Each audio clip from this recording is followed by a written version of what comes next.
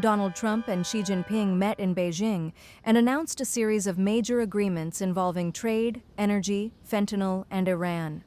According to the White House, both leaders agreed to expand economic cooperation between the United States and China. Discussions included larger Chinese investments in American industries and broader access for U.S. businesses inside the Chinese market. China also expressed interest in purchasing more American oil.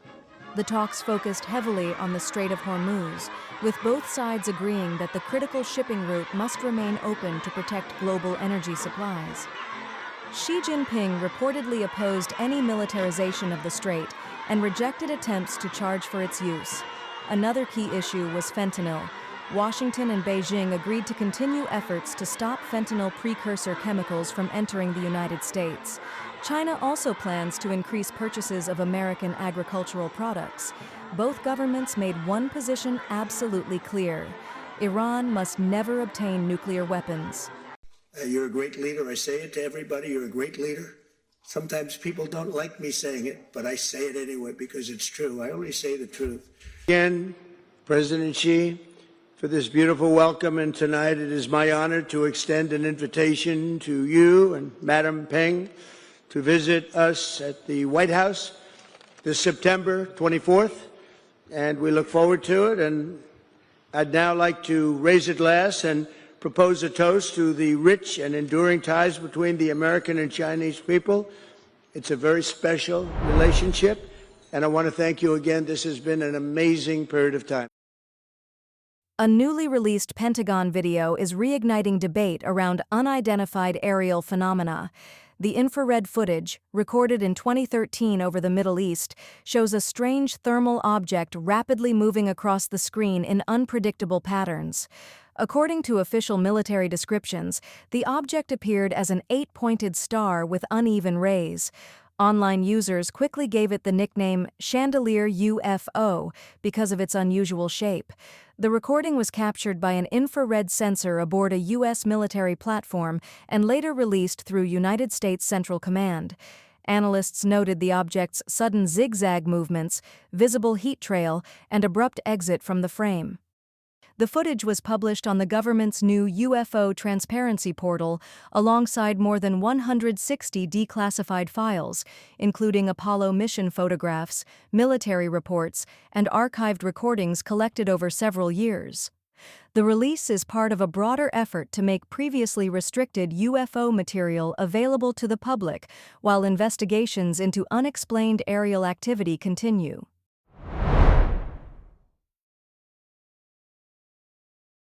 Trump Mobile says the first shipments of its T1 smartphone will begin this week after months of delays.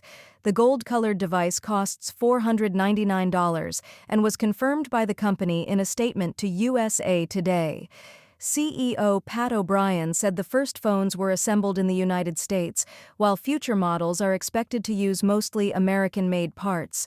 Trump Mobile is also launching its 47 plan, priced at $47.45 per month. The package includes unlimited calling, telemedicine access, and roadside assistance. The launch pushes Trump Mobile further into the American smartphone and telecom market. Sharp photos, clear video, and the moments that matter most with a camera system designed for everyday life. Right out of the box, the T1 phone includes a charging cable, charging block, and a clear protective case, giving you a few useful essentials right from the start. Former Zelensky spokesperson Yulia Mendel has triggered a political storm after a long interview with Tucker Carlson. Mendel claimed that during the Istanbul negotiations in 2022, Volodymyr Zelensky was willing to surrender Donbas to Russia in exchange for ending the war. According to her, the agreement collapsed after former British Prime Minister Boris Johnson visited Kyiv. She described Zelensky as emotionally unstable, saying he changed personalities behind closed doors and ruled through fear and pressure. Mendel also accused officials inside the presidential office of corruption, cash distribution, and aggressive propaganda tactics. One of the most controversial moments came when she claimed Zelensky privately promised Vladimir Putin in Paris that Ukraine would never join NATO. Mendel also argued that ending the war could destroy Zelensky politically, suggesting that prolonging the conflict helps preserve power and financial support. Ukrainian officials quickly rejected the interview, calling the accusations false and politically motivated. This is what's happening behind the camera usually. Such hysterical behavior, no control of emotions, this manipulation, attempts to prove himself. This is Zelensky. This is how he looks all the time. Is he a drug user? This is an open secret. The thing is that I've never seen him taking drugs. However, for writing my book, I met a lot of people who confirmed that they saw him taking drugs in different clubs. Only one saw him taking drugs in 2021. I learned who is the supplier from 95th Quartile, and I met that person. And You met Zelensky's drug dealer? I'm not saying he's a drug dealer. He's a guy from 95th Quartile. And What's 95th Quartile? 95th Quartile, it's entertaining company of Zelensky. 95th Quartile, where he comes from. It's the guy who is an actor, and he behaved really in a strange way. His eyes and his behavior. Is Zelensky using cocaine? Again, I have not seen that. So the thing is that But you spoke to... all these people are talking about cocaine. Yes. The second thing is every time when we were preparing to the interview, I was reading the notes, explaining who is the journalist, what he needs to say, the messaging, the questions. He does not like reading, to be frank. Usually he's more, tries to listen to you. And then he takes his 15 minutes in the bathroom. And I'm telling you that I was always surprised that he was going out a different person, really always a different person. So you'd be briefing him. Then he goes to the bathroom, he spends there 15 minutes, and he's going out energized, full of, action, ready to say everything. Sniffing? So I don't want to say something that I didn't see. I understand. But I met too many people. I met doctors. I met, people who spent time with him in the clubs. And I talked to the people who has been knowing him for 20, 25 years.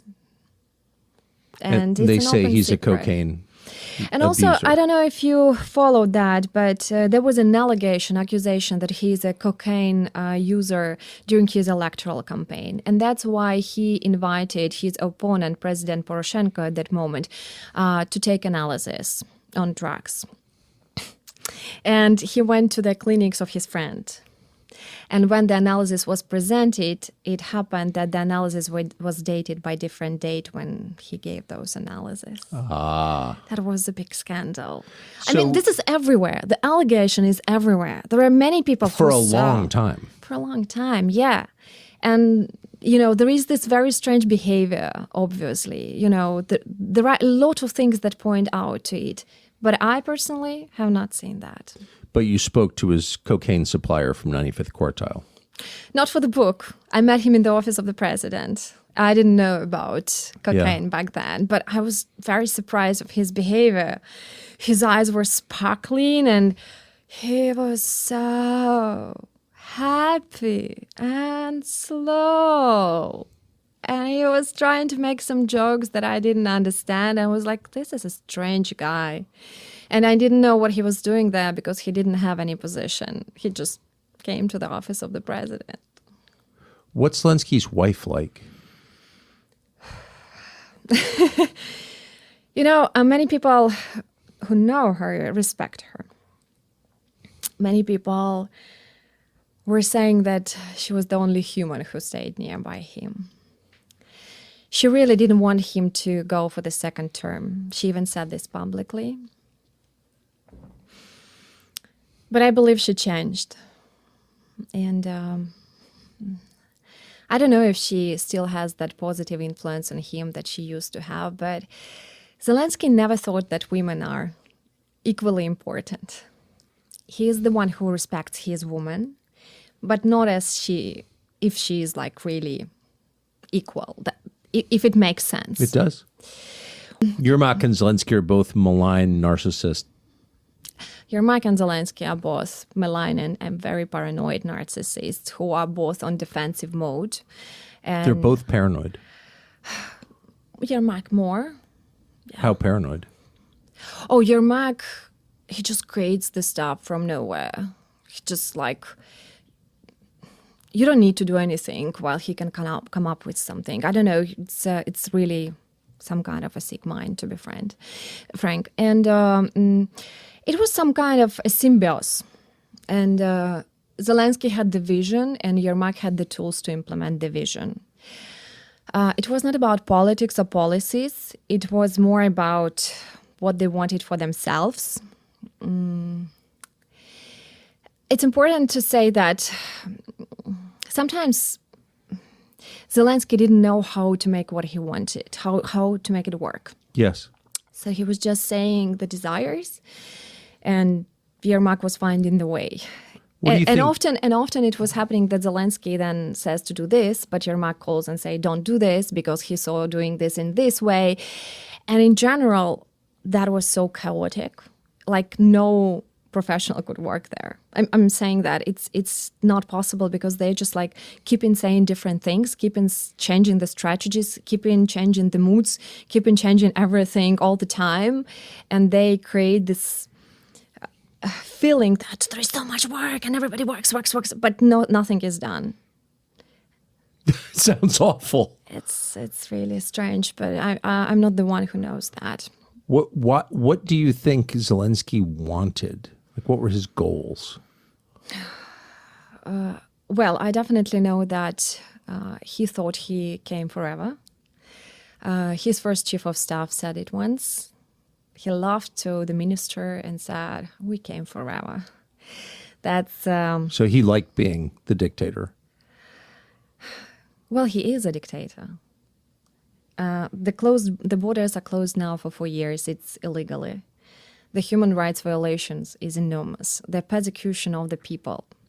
In 2024, when Donald Trump came to power, there was a member of parliament who wrote on Telegram, Zelensky, now we need to stop this war. And yes, you will lose the next elections, but stop this war. Like Trump will push you, stop this war.